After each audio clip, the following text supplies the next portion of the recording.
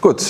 Now, so we are using this technique if you have trigger point related pain.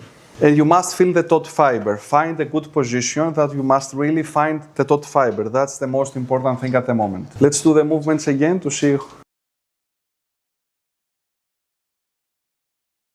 How do you feel? Better than before. But painful. So, first thing, don't work over clothes. That's one. And it's not exposing great things. It's the shoulder. It's normally you go out or in the beach. It's not something really exposing. So, not work over the clothes. One. Second, speak with the patient. Is it more painful here or here? So don't spend 10 minutes of treating in an area which is not sensitized because you are not asking. Try to work 10 minutes in the most important area in the muscle. But we are not doing myofascial techniques only for the pain. Sometimes we do myofascial techniques for ROM restriction. In here, we don't have a clear restriction. She has very good mobility, but some people are stiff. Now, what I will try to show you now, it's a technique, we call it a fascia technique to improve range of motion, and this we call it technique 3. This technique is to have more length. So if you have a person with not a lot of length, is to increase length. So the first thing is you must pre-position the trapezius in stretch.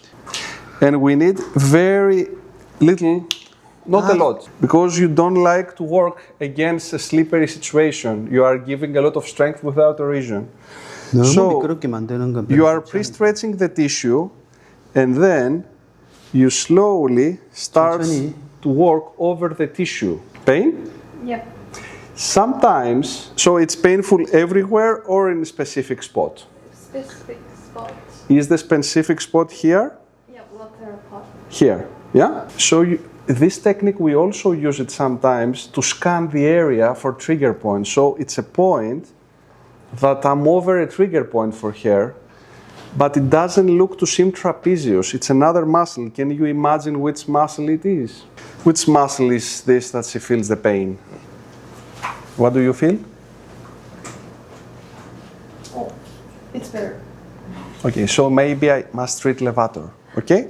So you are learning things, but the main aspect of this technique is to reduce stiffness. But you can find also some other trigger points on the way.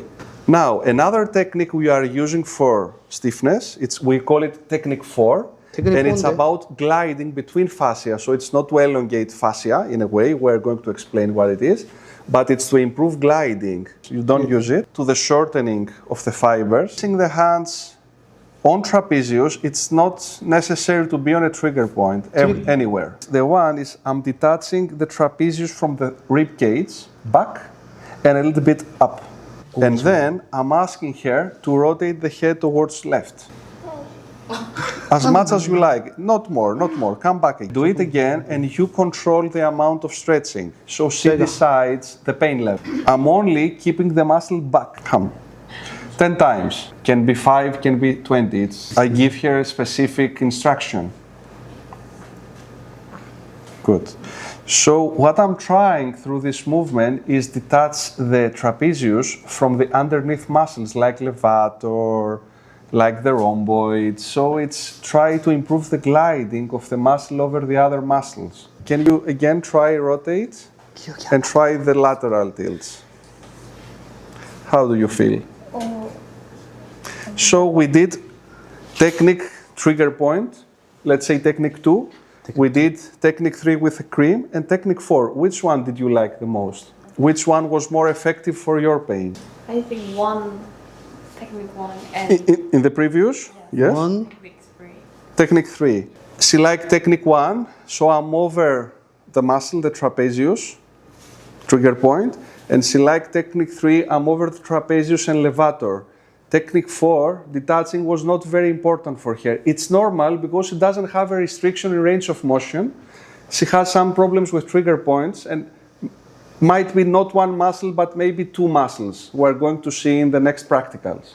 Try to speak with a person to understand what happens in the body because you don't know. You must learn things and start to reflect on what you hear.